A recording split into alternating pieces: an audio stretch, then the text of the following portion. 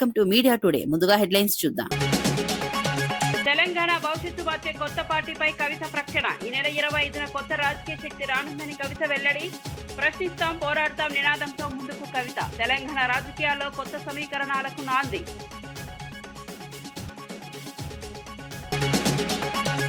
రాధాకృష్ణ వ్యాఖ్యలపై గుడివాడ అమర్నాథ్ ఘాటు విమర్శలు. మావిగన్ పై తప్పుడు ప్రచారం చేస్తున్నారని ఆరోపణ. మీడియా బాధ్యతగా వ్యవహరించాలని అమర్నాథ్ సూచన. వ్యాఖ్యలు వెనక్కి తీసుకోవాలని డిమాండ్.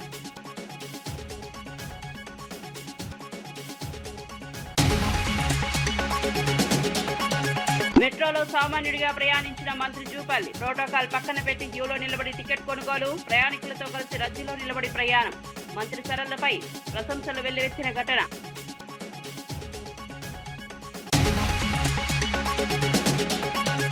తాడేపల్లిలో వైఎస్ జగన్ కీలక సమావేశం. పార్టీ భవిష్యత్ కార్యాచరణపై నాయకులతో చర్చలు. కార్యకర్తల ప్రజల్లోకి వెళ్లాలని పిలుపు. పార్టీ బలోపేతంపై ప్రత్యేక దృష్టి పెట్టాలని సూచన.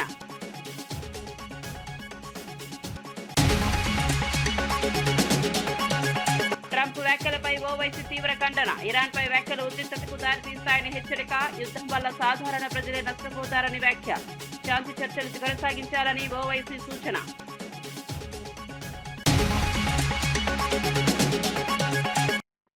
ఇక వార్త వివరాల్లోకి వెళ్తే తెలంగాణ జాగృతి అధ్యక్షురాలు కల్వకుంట్ల కవిత కీలక రాజకీయ ప్రకటన చేశారు.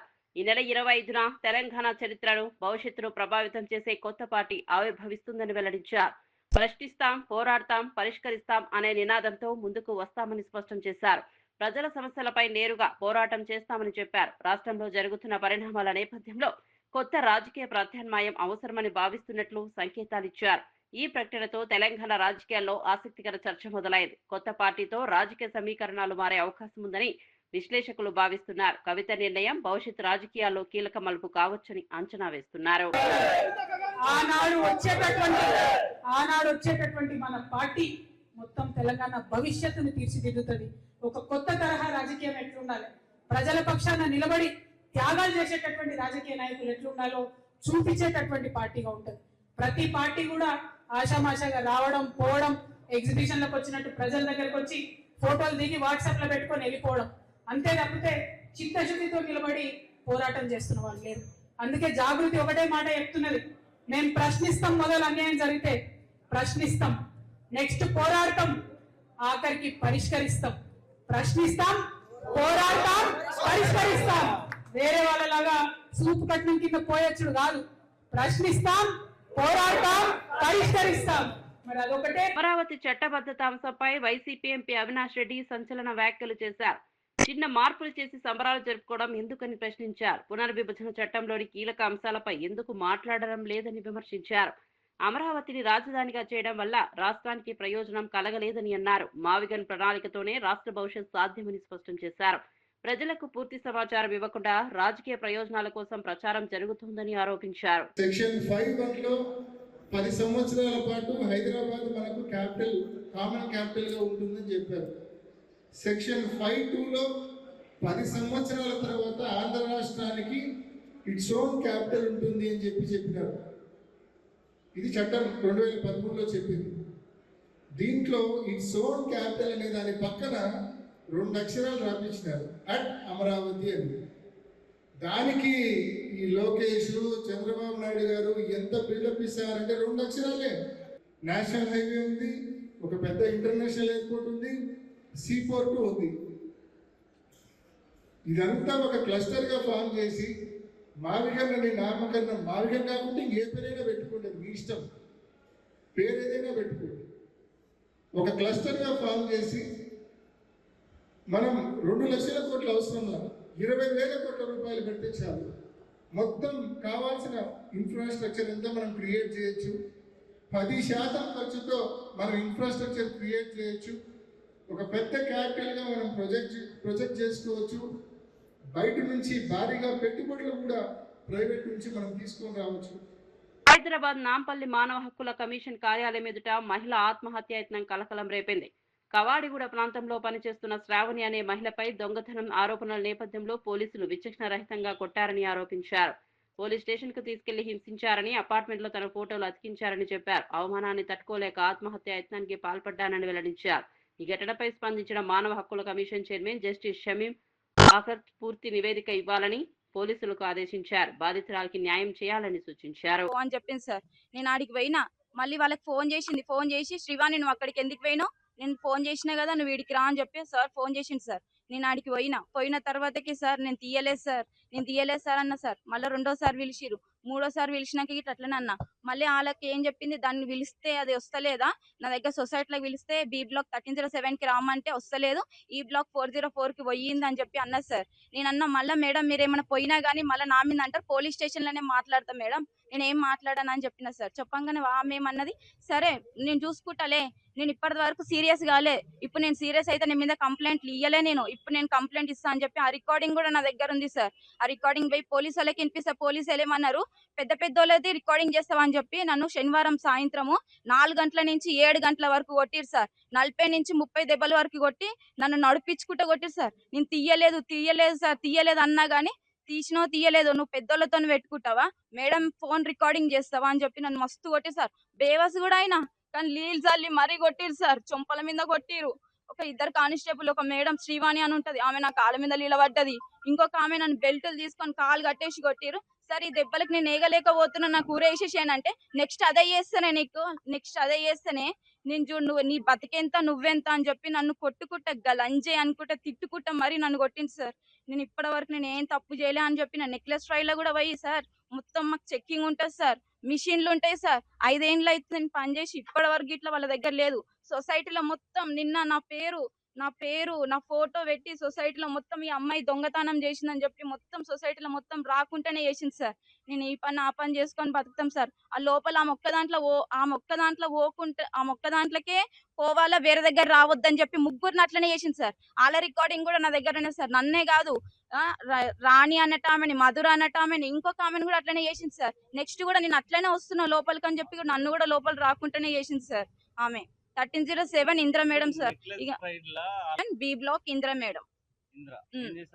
వాళ్ళు ఏం జాబ్ చేస్తారో ఏమో తెలియదు సార్. వాళ్ళ ఇంట్లో పని చేస్తే నన్ను ఎన్ని సార్ 5 ఏళ్ల నుంచి చేస్తున్నా సార్ వాళ్ళ ఇంట్లో. నేను మెడల్ వేసుకున్న మంగళసూత్రం ఏమో తెలియదు సార్. వాళ్ళ చెల్లెదన్నది, తర్వాతకి ఏమన్నది మా చెల్లె వాళ్ళ మరిది మంచోడు కాదు అని అన్నది. అన్న తర్వాతకి మేడం నువ్వు నాకు 3500 ఇచ్చినావు, వేరేటోళ్ళకి 5000 ఇచ్చినావు అని అన్న. జీతం విషయంలోనే కొట్లాడినా సార్. వేరేటోళ్ళకి 5000 ఇచ్చిన, ఏ కొత్త అమ్మాయి వస్తే వాళ్ళని పెట్టుకుంటది, వేరేటోళ్ళని తీసేస్తుంది సార్.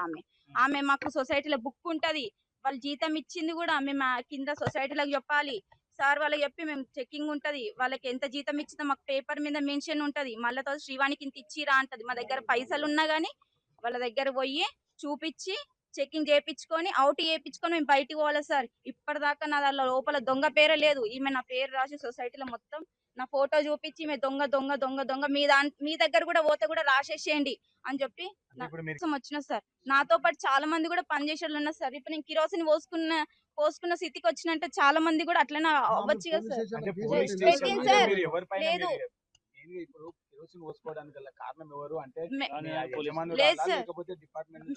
సార్. నాకు పోలీస్ స్టేషన్ లో వీడియో కాల్ చేసుకుంటా, మేడం కి వీడియో కాల్ చేసుకుంటా నన్ను కొట్టిరు సార్. లంజే గింజ అనుకుంటా మేడం కి ఫోన్ చేసుకుంటా, వీడియో కాల్ చేసుకుంటా కూడా నన్ను కొట్టిరు. దాని లోపట్నే కూర్చోబెట్టారని ఎన్ని గలీజ్ మాటలు అన్నారు తెలుసా సార్. నన్ను మస్తు హింసించారు సార్. సార్ నేను ఆమె దగ్గర చెయ్యలేదు, ఆమె వస్తువు నాకు తెలియదు, ఆమె ఎన్ని గ్రాములు ఉందో ఇప్పటి వరకు నాకు పోలీసు వాళ్ళు చెప్పలేదు. ఉట్టి పుస్తలు తాడే అన్నారు. పోలీసు వాళ్ళు చెప్పకుండా నన్ను మస్తు కొట్టిరు సార్. పిల్లలు నా దగ్గరకు వస్తే పిల్లల్ని కూడా పోండి అని చెప్పి ఎలగొట్టి నన్ను దాన్ని ఎందుకు సార్, నన్ను కొట్టినాక కానిస్టేబుల్ మేడంలు బయటకు వెళ్ళిపోయారు సార్. నేను ఒక్కదాన్ని నన్ను లోపల పెట్టిరు, ఎవ్వరు లేరు. నా కేసు బుక్ చేయనప్పుడు నన్ను కొట్టిరు సార్. తర్వాత కేసు బుక్ చేసి 2 తారీఖు మాజీ మంత్రి గుడివాడ అమర్నాథ్ మీడియా అధినేత రాధాకృష్ణపై తీవ్ర విమర్శలు చేశారు. మావిగన్ ప్రతిపాదనను తప్పుదోవ పట్టించేందుకు తప్పుడు వ్యాఖ్యలు చేస్తున్నారని ఆరోపించారు. జర్నలిస్టు నుంచి పత్రికా వేదిక ఎదిగిన విధానంపై ప్రశ్నలు లేవనెత్తారు. గతంలో కలిసి పనిచేసిన వారిని అడిగితే నిజాలు బయటపడతాయని అన్నారు. ప్రజలను తప్పుదోవ పట్టించేలా వ్యాఖ్యలు చేయడం సరికాదని హెచ్చరించారు. వెంటనే ఆ వ్యాఖ్యలను వెనక్కు తీసుకోవాలని చేశారు.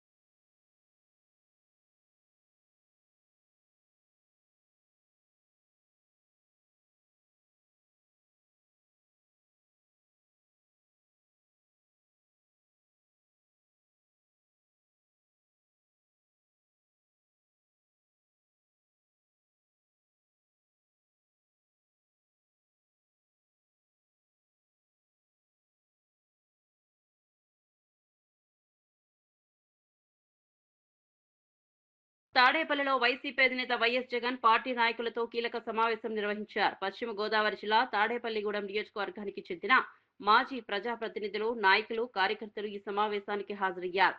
పార్టీ పరిస్థితులు, భవిష్యత్ కార్యాచరణపై చర్చలు జరిగాయి. స్థానిక సమస్యలు, రాజకీయ పరిస్థితిపై నాయకుల అభిప్రాయాలను తెలుసుకున్నారు. పార్టీ బలోపేతంపై దృష్టి పెట్టాలని సూచించారు. కార్యకర్తలు ప్రజల్లోకి వెళ్లి పార్టీ విధానాలను వివరించాలని పిలుపునిచ్చారు. రాబోయే రాజకీయ పరిస్థితులను దృష్టిలో ఉంచుకుని వ్యూహాలు సిద్ధం చేయాలని సూచించారు. నేను ఇదే రాధాకృష్ణకి చెప్తా ఉండా, నువ్వు అన్న మాటలు రేపు పొద్దున మా ప్రభుత్వం వచ్చినాక నిన్ను తిప్పని స్టేషన్కి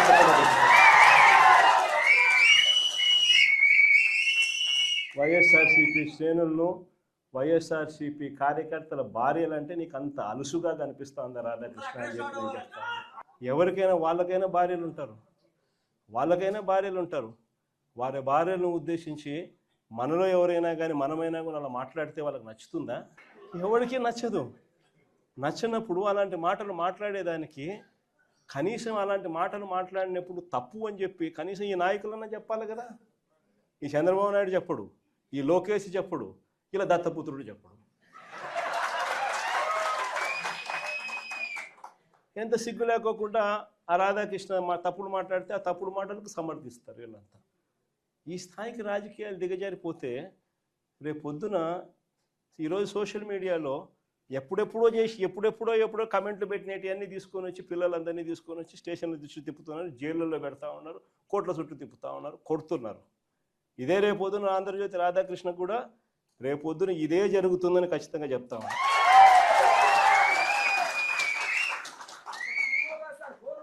అసలు పశ్చిమాసియా ఉద్రిక్తతల మధ్య ఇరాన్ కీలక నిర్ణయం తీసుకుంది. ప్రపంచ ముడి చమురు రవాణాలో కీలకమైన హర్ముజ్ జలసంధి గుండా వెళ్లే నౌకలపై భారీ టోల్స్ ట్యాక్స్ వసూలు చేస్తున్నారని ప్రకటించింది. ఈ మార్గం ద్వారా ప్రపంచ చమురు సరఫరాలో 20 నుంచి 30% వరకు రవాణా జరుగుతోంది. యుద్ధం ఆపాలంటే తమపై ఉన్న ఆర్థిక ఆంక్షలు ఎత్తివేయాలని, ఇజ్రాయెల్ దాడులు నిలిపివేయాలని షరతులు పెట్టింది. ఈ నిర్ణయం ప్రపంచ మార్కెట్లపై ప్రభావం చూపే అవకాశం ఉంది. భారత్ వంటి దేశాల్లో పెట్రోల్, డీజిల్ ధరలు పెరగొచ్చని నిపుణులు హెచ్చరిస్తున్నారు. అంతర్జాతీయ వాణిజ్యంపై కూడా ప్రభావం ఉండొచ్చని అంచనా వేస్తున్నారు.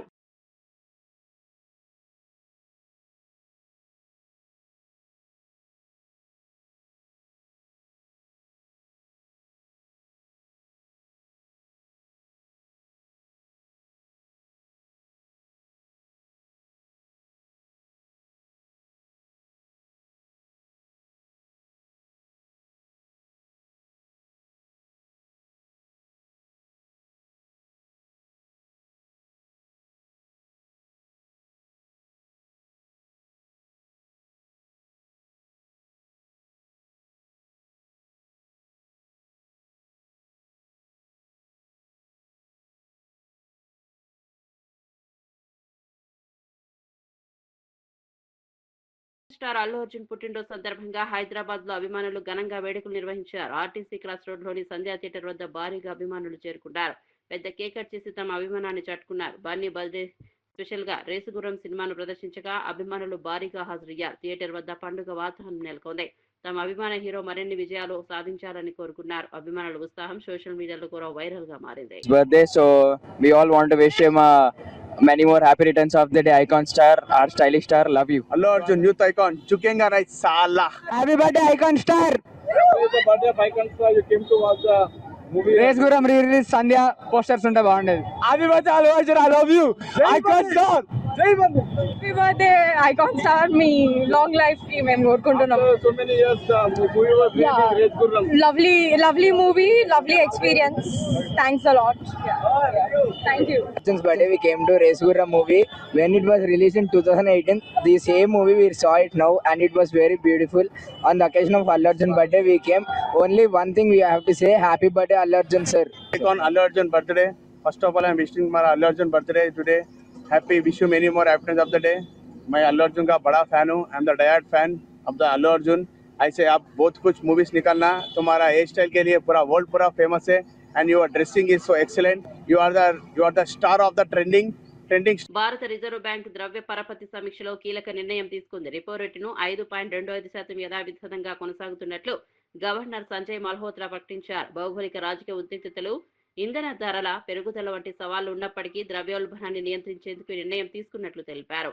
ఈ నిర్ణయంతో బ్యాంక్ లోన్లపై ఈఎంఐలు పెరగకుండా సామాన్యులకు ఉపశమనం లభించింది. ఆర్థిక వ్యవస్థను స్థిరంగా ఉంచడమే లక్ష్యమని ఆర్బీఐ పేర్కొంది. I shall now briefly state the rationale for these decisions of the MPC.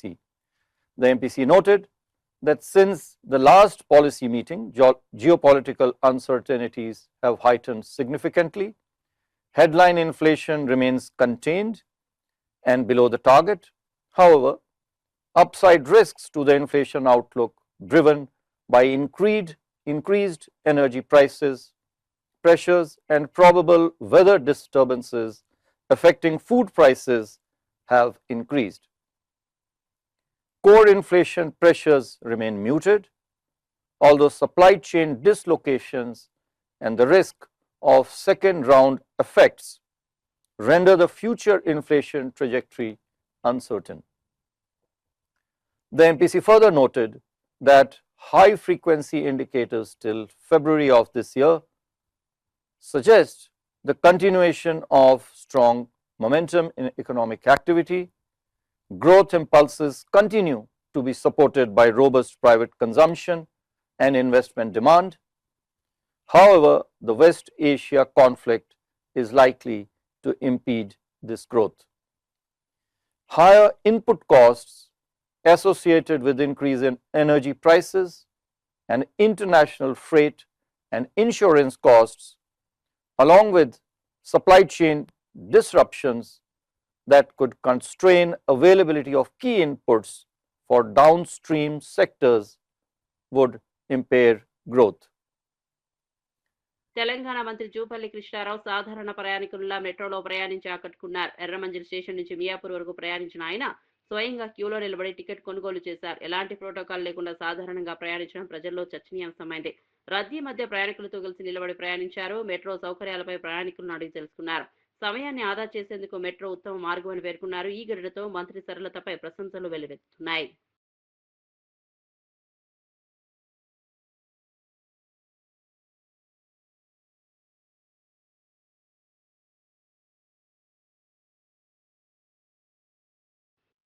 అమరావతిలో 30 కోట్ల వ్యయంతో నిర్మించిన ఏపీసీ డీపీసీఏ సీసీఎల్ కార్పొరేట్ కార్యాలయాన్ని మంత్రి గొట్టిపాటి రవికుమార్ ప్రారంభించారు.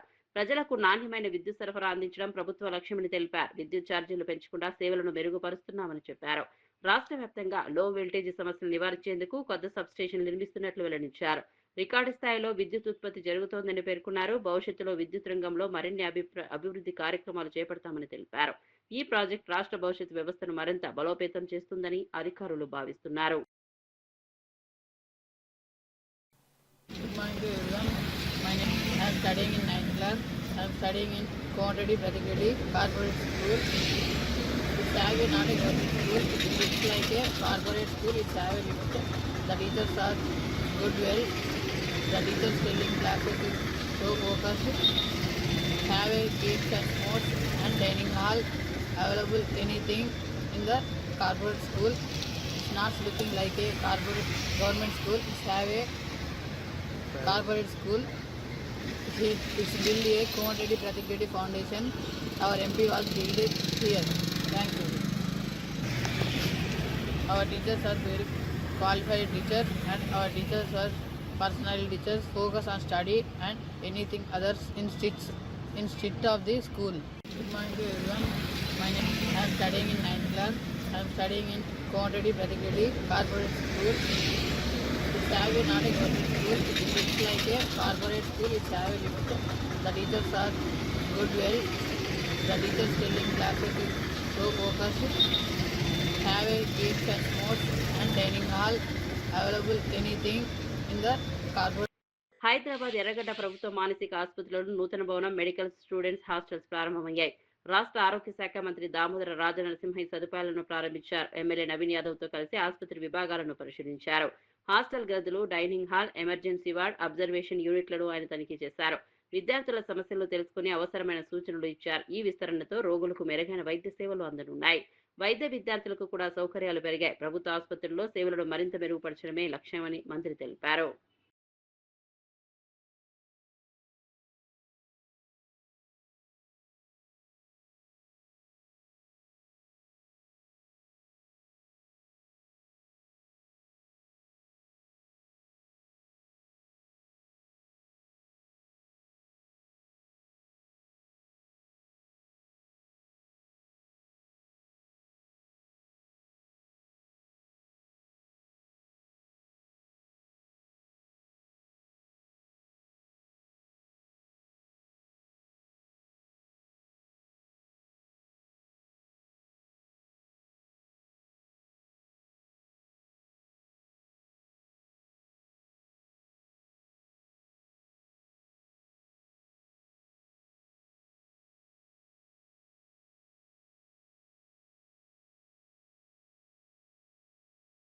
అమెరికా అధ్యక్షుడు ట్రంప్ చేసిన వ్యాఖ్యలపై హైదరాబాద్ ఎంపీ అసదుద్దీన్ ఓవైసీ తీవ్రంగా స్పందించారు. ఇరాన్ నాగరికతను అంతం చేస్తామని చెప్పడం అనవసర ఉద్రిక్తతకు దారితీస్తుందని విమర్శించారు. కాల్పుల విరమణపై మాట్లాడడం మంచిదనని, కానీ ఇప్పటికే జరిగిన నష్టానికి బాధ్యత ఎవరు తీసుకుంటారని ప్రశ్నించారు. అంతర్జాతీయ రాజకీయాలు ఇలాంటి వ్యాఖ్యలు ప్రమాదకరమని హెచ్చరించారు. శాంతి చర్చలు కొనసాగించాలని సూచించారు. యుద్ధం వల్ల సాధారణ ప్రజలే నష్టపోతారని తెలిపారు. लाइन में खड़ा है, कोई क्लू नहीं है किसी के पास, तो इसमें क्लैरिटी लाने की बेहद ज़रूरत है और हम उम्मीद करते हैं कि इलेक्शन कमीशन ऑफ इंडिया चुनाव से पहले जल्द से जल्द एक ट्राइब्यूनल बनेगा और वो जितना जल्दी हो सके इन केसेस को डील करके, ताकि वोट डालने का राइट एक कॉन्स्टिट्यूशनल राइट है, उनको मिल सके। सर, जो सीज फायर हुआ है ईरान और अमेरिका के सीज फायर हुआ, उसको कैसे आप देख रहे हैं? देखिए, ये बड़ा डेलिकेट सीज फायर हुआ है और हमारा मानना यह है कि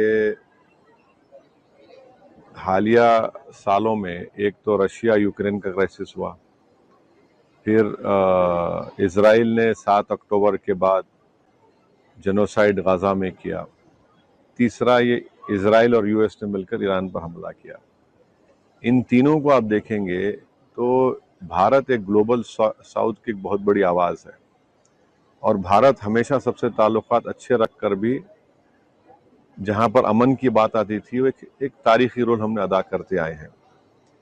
मगर मैं फिर से इस बात को दोहरा रहा हूँ कि प्रधानमंत्री का इजराइल का दौरा, उसका टाइमिंग बहुत गलत था और चौथी बात यह है कि ये आप देख लीजिए कि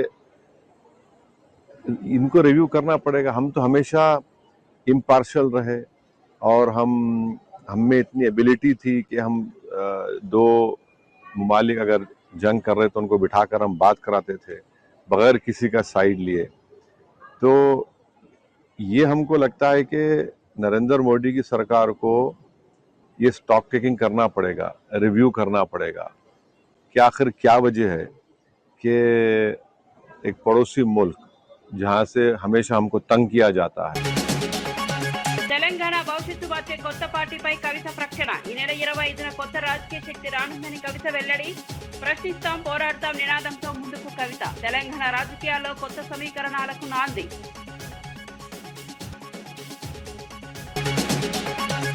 రాధాకృష్ణ వ్యాఖ్యలపై గుడివాడ అమర్నాథ్ ఘాటు విమర్శలు. మావిగన్ పై తప్పుడు ప్రచారం చేస్తున్నారని ఆరోపణ. మీడియా బాధ్యతగా వ్యవహరించాలని అమర్నాథ్ సూచన. వ్యాఖ్యలు వెనక్కి తీసుకోవాలని డిమాండ్.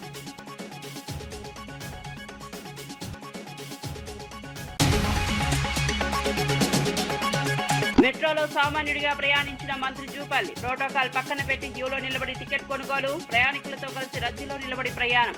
మంత్రి చర్యలపై ప్రశంసలు వెల్లువెత్తిన ఘటన.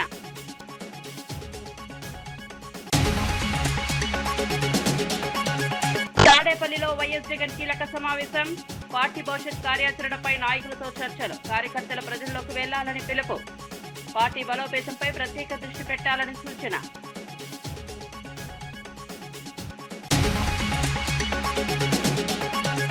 ట్రంప్ వ్యాఖ్యలపై ఓవైసీ తీవ్ర ఖండన. ఇరాన్పై వ్యాఖ్యలు ఉద్రిక్తతకు దారితీస్తాయని హెచ్చరిక. యుద్ధం వల్ల సాధారణ ప్రజలే నష్టపోతారని వ్యాఖ్య.